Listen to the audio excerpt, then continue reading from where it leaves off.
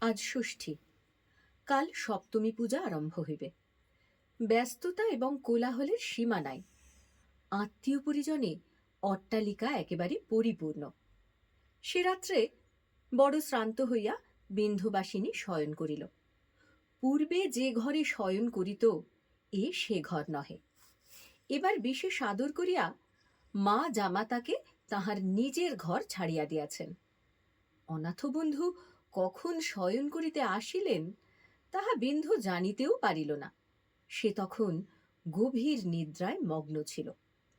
খুব ভোরের বেলা হইতে সানাই বাজিতে লাগিল।